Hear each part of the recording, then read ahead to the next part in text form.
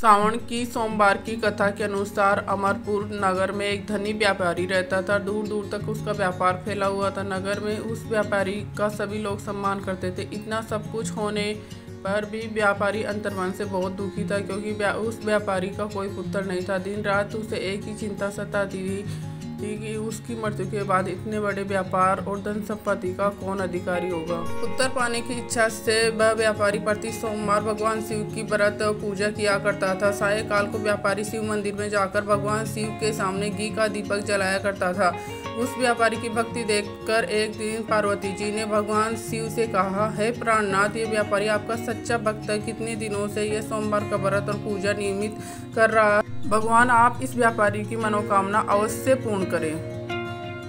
भगवान शिव ने मुस्कुराते हुए कहा, हे पार्वती, इस संसार में सबको उसके कर्म के अनुसार फल की प्राप्ति होती है। प्राणी जैसा कर्म करते हैं उन्हें वैसा ही फल प्राप्त होता है। इसके बावजूद पार्वती जी नहीं मानी। उन्होंने आग्रह करते हुए कहा, नहीं प्राणनाथ, आपको इस व्यापारी की इच्छा पूरी करनी ही पड़ेगी। ये आपका अनन्य भक्त है। प्रति सोमवार आपका विधिवत व्रत रखता है और पूजा अर्चना करने के बाद ही आपको भोग लगाकर एक समय भोजन ग्रहण करता है। आपको इसको पितर प्राप्ति का वरदान देना ही होगा।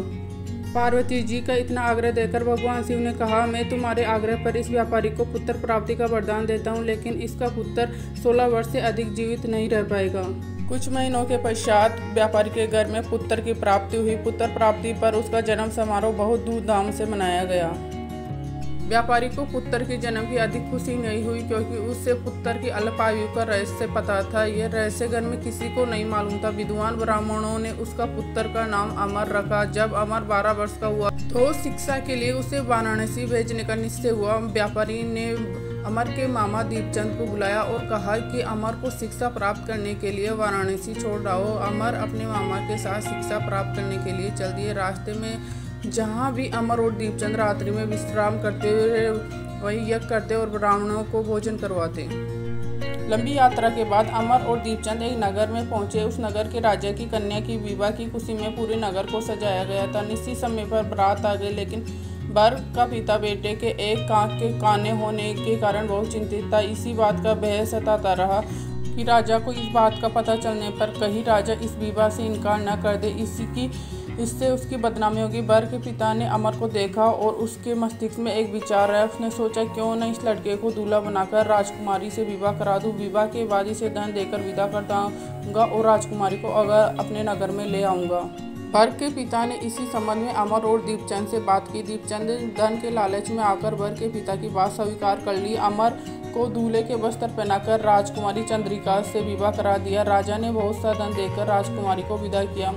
अमर जब लौट रहा तो सच छिपा नहीं सका। उसने राजकुमारी की ओढ़नी पर लिखा दिया कि राजकुमारी चंद्रिका, तुम्हारा विवाह मेरे साथ हुआ है। मैं वाराणसी में शिक्षा प्राप्त करने जा रहा हूँ। अब तुम्हें जिस युवक की पत्नी बनना पड़ेगा वह कान्हा है। जब राजकुमारी ने ओढ़ने पर लिखा हुआ पढ़ा तो रका ने लड़के के साथ जाने पर इनकार कर दिया। राजा ने सब बातें जानकर राजकुमारी को महल में रख लिया और उधर अमर अपने मामा दीपचंद के साथ वाराणसी पहुंच गया। अमर ने गुरुकुल में पढ़ना शुरू कर दिया। जब अमर की 16 वर्ष की आयु पूर्ण हुई तो उसने यज्ञ किया। यज्ञ की समाप्ति पर ब्राह्मणों को भोजन कराया और खूब अन्न वस्त्र दान किए। रात को अमर अपने शयन कक्ष में सो गया। भगवान शिव के वरदान के अनुसार शयन अवस्था में ही अमर को प्राण परेखु उड़ गए। सूर्य उदय पर मामा अमर को मृत देखकर रोने पीटने लगा। आसपास के लोग भी एकत्र होकर दुख प्रकटने लग गए। मामा के रोने पर विलाप करने पर सवर समीप से ही गुजरते हुए भगवान शिव और माता पार्वती ने सुने। पार्वती जी ने भगवान से कहा, प्राणनाथ, मुझे इसके रोने का सवर सहन नहीं हो रहा है। आप इस वैकित का कष्ट अवश्य दूर करें। भगवान शिव ने पार्वती जी के साथ अदृश्य रूप में समीप जाकर अमर को देखा तो पार्वती जी से बोले, पार्वती जी, यह उस व्यापारी का पुत्र है। मैंने इसे 16 वर्ष की आयु का वरदान दिया था। इसकी आयु पूरी हो गई है। पार्वती जी ने भगवान शिव से निवेदन किया, हे प्राणनाथ, आप इस लड़के को जीवित करें, नहीं तो इसके माता पिता पुत्र की मृत्यु के कारण रो रो कर अपना प्राण त्याग देंगे। इस लड़के की पिता आपका परम भक्त है। वर्षों से सोमवार का व्रत करते हुए आपको भोग लगा रहा है। जी के आग्रह करने पर भगवान शिव ने उस लड़के को जीवित करने का वरदान दिया और कुछ ही पल में जीवित होकर बैठ गया। शिक्षा समाप्त हो करके अमर मामा के साथ अपने नगर की ओर चल दिए। दोनों चलते समय उसी नगर में पहुंचे जहां अमर का विवाह हुआ था। उस नगर में अमर ने यज्ञ का आयोजन किया। समीप से गुजरते हुए नगर के राजा ने यज्ञ का आयोजन देखा। राजा ने अमर को तुरंत पहचान लिया। यज्ञ समाप्त होने पर राजा अमर और उसके मामा महल में ले गए। कुछ दिन उन्हें महल में रखा और बहुत सा धन देकर राजकुमारी के साथ विदा किया। रास्ते में सुरक्षा के लिए राजा ने बहुत से सैनिकों को साथ में भेजा। दीपचंद के नगर में पहुंचते ही एक दूत को घर भेजकर आपके आगमन की सूचना भेजी। अपने बेटा के अमर के जीवित वापस लौटने की सूचना से व्यापारी बहुत प्रसन्न हुआ। व्यापारी ने अपनी पत्नी के साथ सवे को एक कमरे में बंद रखा और भूखे प्यासे रहकर व्यापारी और उसकी पत्नी ने बेटे की प्रतीक्षा कर रहे थे। उन्होंने प्रतीक्षा कर रखी थी कि यदि उन्हें अपने बेटे की मृत्यु का समाचार मिला तो दोनों अपने प्राण त्याग देंगे। व्यापारी अपनी पत्नी और मित्रों के साथ नगर के द्वार पर पहुंचे। अपने बेटे का विवाह समाचार सुनकर पुत्र वधू राजकुमारी चंद्रिका को देखकर उसको खुशी का ठिकाना ना रहा।